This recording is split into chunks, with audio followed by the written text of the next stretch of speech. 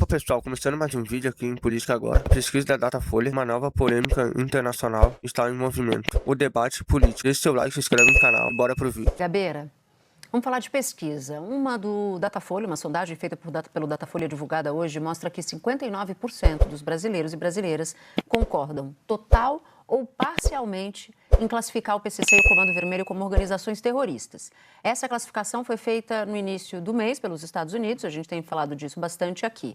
No caso da pesquisa, a margem de erro é de 2 pontos percentuais para mais ou para menos. Vamos aos números. Bom, olha só, aqui comigo, 45% concordam, quer dizer, deixa eu aqui, 45% concordam totalmente com a classificação feita por Trump. 14% concordam em parte. 1%, muito curioso esse 1% que não concorda nem discorda, não prefiro não opinar.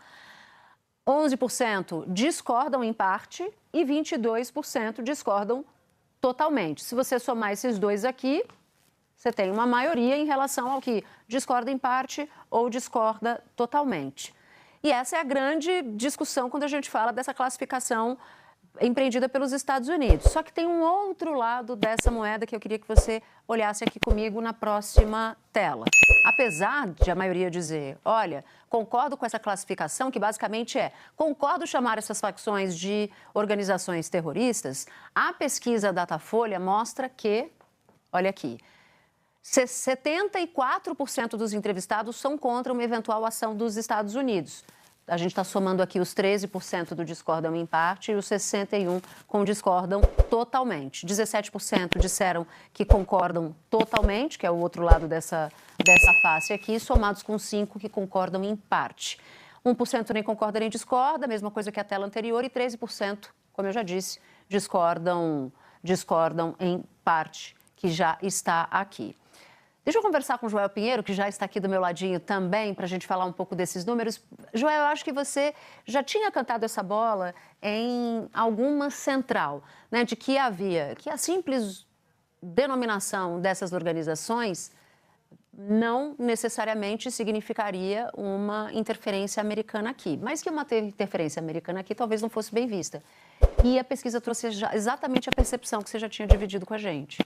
É isso, Natuza. São dois resultados que me parecem muito importantes e que dialogam muito um com o outro, né? Mostrando que o povo brasileiro, na verdade, tem um entendimento até bastante nuançado, né? Bastante complexo dessa situação. Primeiro, concordam com a designação das facções como organizações terroristas. Isso é importante, né? Porque todo aquele debate que tinha aqui, para o grosso da população, o que está passando é você designar como organização terrorista, é você ser mais duro no combate a essas organizações, é você topar sanções maiores, penas mais duras para os seus membros, é um outro tipo de enfrentamento a ser feito contra elas.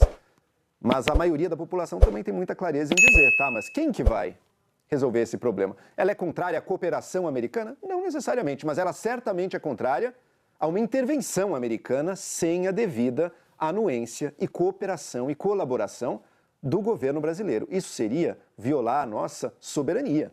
Se os Estados Unidos tivesse uma ação unilateral aqui, não sei, bombardeando alguma coisa, tentando prender alguém aqui no território nacional... Como fez com o México. Como fez no México, isso violaria a nossa... Embora o governo mexicano até tente dizer que não foi exatamente assim, mas isso violaria a nossa soberania nacional e a população é contra esse tipo de atuação. Então a população quer um combate duro, sim, às facções, mas ela não aceita a violação da soberania nacional para isso. O que pinta, no fundo, uma situação que até, se a gente for puxar para a discussão política também, né? Uma situação delicada até para ambos os lados da discussão política atualmente, né?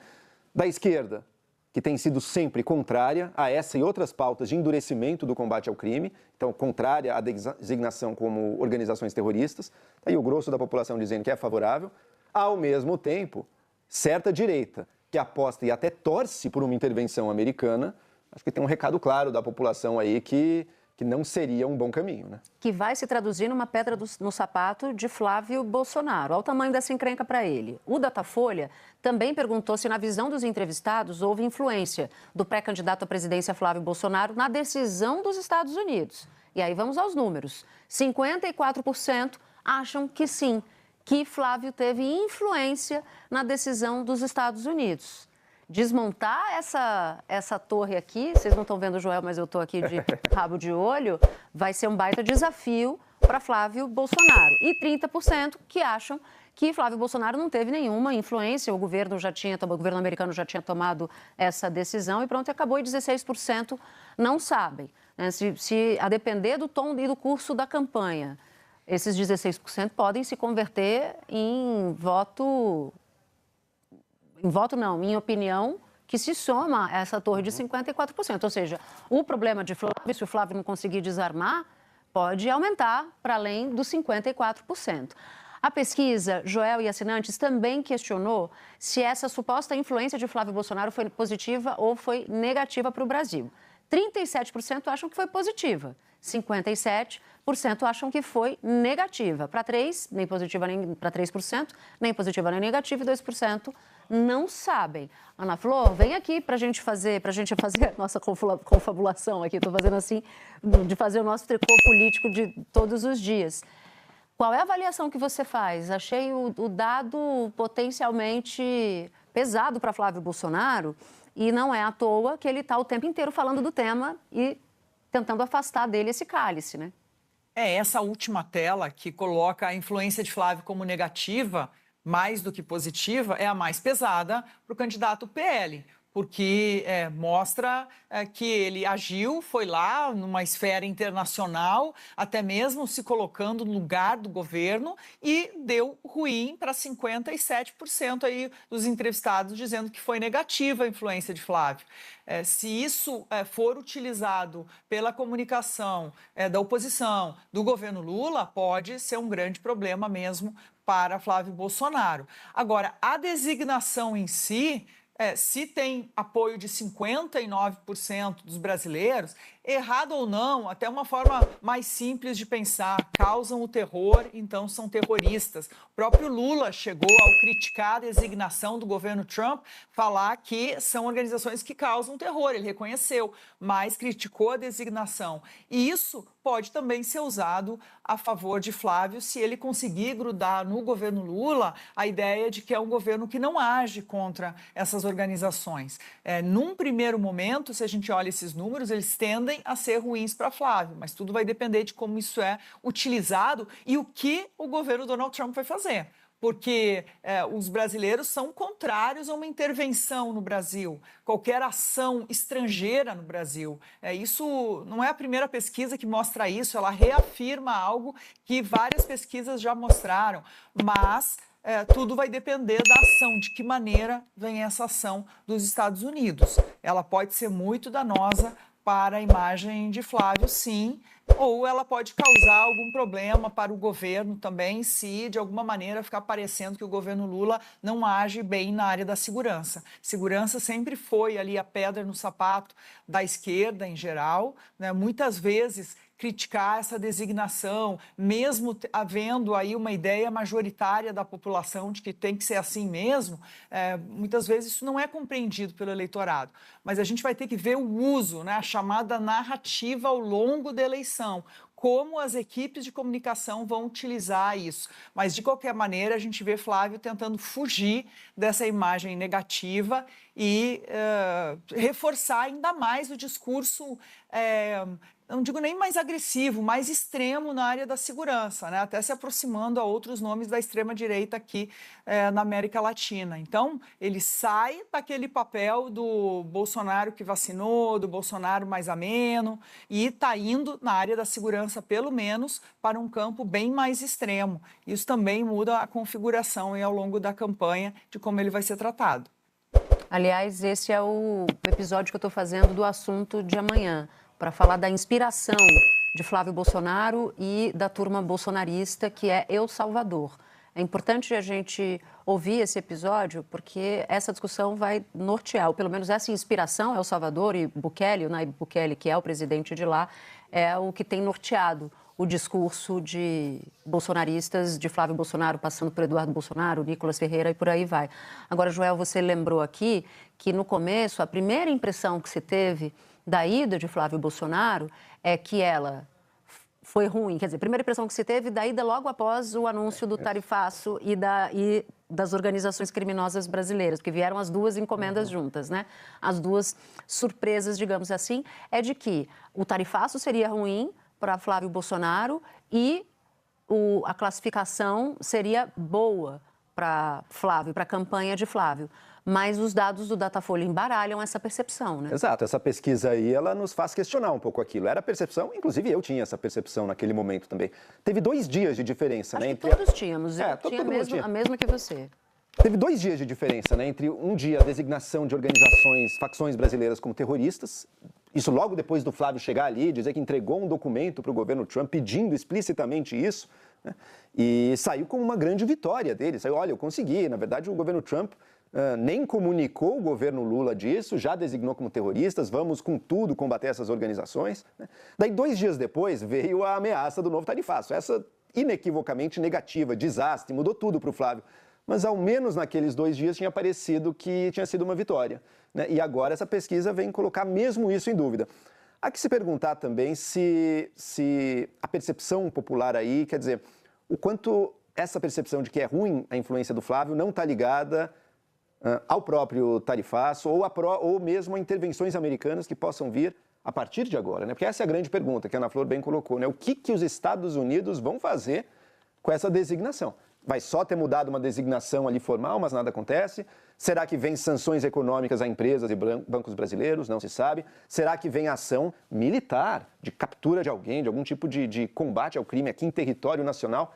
Todas essas ações mais concretas, me parece que o sentido político delas é muito claro e essa pesquisa reforça isso. Qualquer uma dessas intervenções vai ser uma péssima notícia para o Flávio. Você me dá o gancho para falar do meu próximo ponto aqui do jornal, mas antes deixa eu só dar essa moldura da pesquisa. A pesquisa ouviu 2.004 pessoas com 16 anos ou mais em 17 e 18 de junho em 139 municípios. E o levantamento está registrado na Justiça Eleitoral. Falava do gancho agora com o Joel, né? Qual vai ser a interferência de Donald Trump nas eleições? Há quem ache que ele já está interferindo, né? Mas, de qualquer maneira, será que algo pior ainda está por vir? Essa é uma preocupação que todo mundo tem. E eis que o presidente Trump compartilhou um artigo que cita a eleição no Brasil como teste.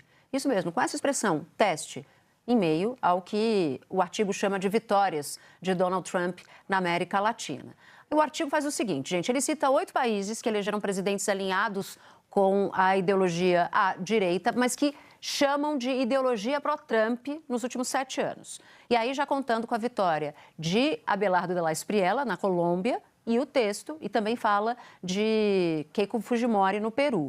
O texto diz que Trump tem 4 desafios na América Latina, citando o Brasil como o próximo grande teste, e isso está entre aspas, o próximo grande teste, ao se referir às eleições de outubro. E ressalta ainda que o Brasil é a maior nação da região e uma potência política. Vamos entender esses sinais, né? O que eles querem dizer. Marcelo Lins está aqui com a gente, Ana Flor, Joel também. Lins, coloca em perspectiva esse compartilhamento de Trump. Não foi Trump que escreveu o artigo, né? Foi um apoiador dele, um analista apoiador dele. Mas Trump compartilha isso com os seus seguidores. No mínimo, estou entendendo que ele concorda com o que está escrito. Não, exatamente. Ainda que Donald Trump já em outras ocasiões tenha compartilhado coisas e depois, diante da reação, tenha dito que era apenas um compartilhamento, que ele não assinava embaixo, nada daquilo e tal, não me parece que esse seja o caso. Boa noite, Natuza, Ana Flor, Joel e a você que está acompanhando a gente aqui na edição das 6. O contexto, esse artigo, que é uma análise, foi publicado pela Newsmax. Newsmax é um meio de comunicação digital, uma empresa de comunicação, informação, jornalismo, que tem canais de TV, que tem impressos também e tudo mais, muito alinhado com o trumpismo. O dono dessa empresa é um empresário que é muito alinhado com Donald Trump e fez essa avaliação do que vê como uma guinada, que nós também já analisamos aqui como um avanço da direita e eventualmente da extrema-direita na América Latina nos últimos anos e coloca ali o que seriam 8 vitórias nos últimos 7 anos de Donald Trump no chamado hemisfério ocidental, partindo desde a eleição de Nayib Bukele, que você citou há pouco lá em El Salvador, e vindo depois aí falando recentemente do Chile, do Cast, mais antes de Equador, do Noboa, do Paraguai também, do próprio, aqui do lado, o Peru, que já dá como certa a vitória da Keiko Fujimori também, e agora a Colômbia do Abelardo de la Espriella.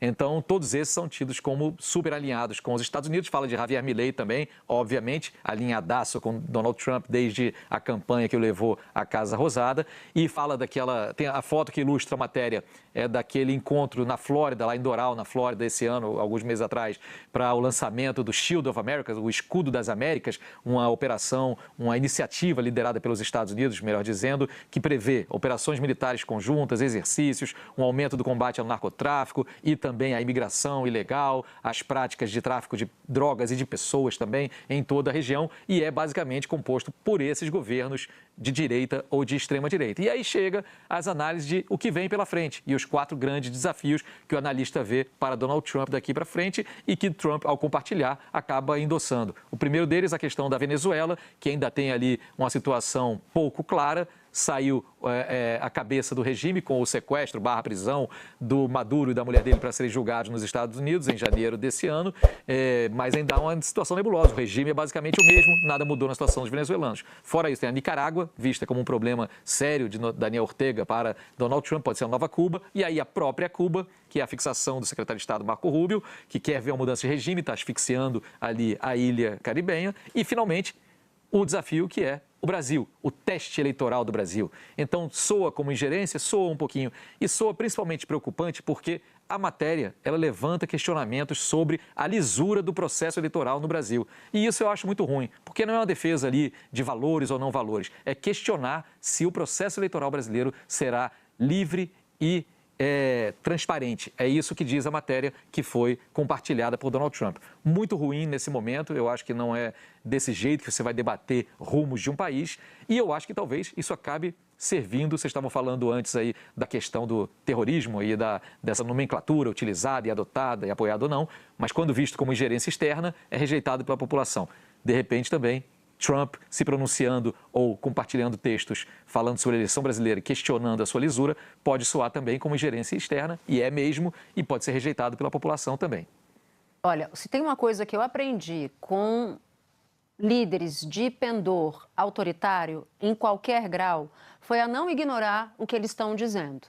Eles dizem o que eles vão fazer. Eles dão a letra. Ah, mas o Trump é amarela. Ele tem, inclusive, esse apelido de amarelar, né? Chickens out, que é uma expressão americana.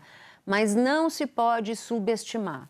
Se a gente for olhar para a nossa experiência aqui, Bolsonaro disse o tempo inteiro o que ele ia fazer. O tempo inteiro. E muitas vezes se dizia, não, é bravata. Ele fala assim, mas ele não tem intenção de subverter a lógica democrática, por exemplo. E olha o que aconteceu, teve uma investigação, uma tentativa de subverter, de virar a mesa. Então, Ana Flor, se tem um negócio que eu não faço, é dar de barato, que é para falar, isso aqui é só um compartilhamento de uma análise que talvez ele não tenha nem lido. Estou sem o áudio da Ana. Da eleição da Colômbia... Agora. Oi, tá me ouvindo? Agora estou. Especialmente depois do resultado da eleição da Colômbia, o governo Trump se animou com a América Latina. E isso é uma visão até dentro do governo brasileiro, que se reconhece isso, que o Brasil é esse próximo alvo, até pelo tamanho do Brasil, porque de esquerda mesmo ainda teria, claro, Lula, centro-esquerda e Uruguai. Então, é claro que há um alvo há muito tempo do Departamento de Estado e essa postagem de Trump deixa tudo aberto, deixa a intenção de que para ele será muito bom obter mais uma vitória, né? Porque o que ele coloca na rede ao reproduzir a reportagem é em 7 anos, 8 vitórias, né? Então isso diz muito sobre como ele está vendo um resultado específico da eleição brasileira. Dentro do governo brasileiro já existe expectativa de que algo os Estados Unidos façam. Não há uma grande certeza sobre interferência. Se imagina que redes sociais controladas por empresários dos Estados Unidos, que hoje estão de mãos dadas com o governo Trump, possam, de alguma maneira, tentar influenciar. Hoje, ouvi de pessoas dentro do governo brasileiro, inclusive, que esse foi o caso na Colômbia, em outras eleições aqui, né, o uso das redes sociais para ajudar um ou outro candidato mais alinhado com Trump, mas também sempre me lembram dentro do governo aqui, e não só do governo, pessoas que estão fazendo essa análise política aqui, de casos em que a tentativa de interferência do governo Trump não deu certo. Hoje eu relembraram a Austrália, Canadá e mesmo a Hungria. Então, é essa questão de como o brasileiro vai ver cada tentativa de interferência. Será algo mais sutil? Será algo mais forte? Será uma posição clara de apoio? Isso vai ser bom ou não para Flávio Bolsonaro? Porque é isso que a gente está falando. Trump já está dando todas as letras, quebrou os pratos com Lula, isso ficou bem claro depois do G7. Aquela química, pelo visto, acabou. Não se sabe com Trump se pode voltar ou não, mas até a eleição a gente não vê isso acontecendo. E ali a equipe de Marco Rubio, sem dúvida, tem um lado na eleição brasileira. Então isso será bom ou ruim para Lula, bom ou ruim para Flávio Bolsonaro e para o processo democrático do Brasil. Porque essa reportagem, que mais uma vez questiona o sistema eleitoral brasileiro, a lisura das eleições, é mais do mesmo, né? Como um grupo aqui no Brasil sempre tentou se posicionar, de questionar resultados das eleições.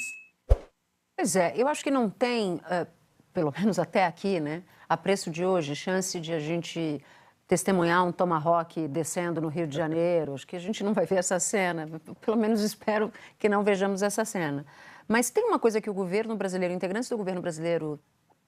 Assim encerramos mais um vídeo. Deixe a sua opinião aqui no comentário, porque ela é muito importante para o debate. Não esqueça de deixar o seu like, se inscreve no canal, ative o sininho para acompanhar os próximos vídeos de política. Muito obrigado pela audiência, até o próximo vídeo.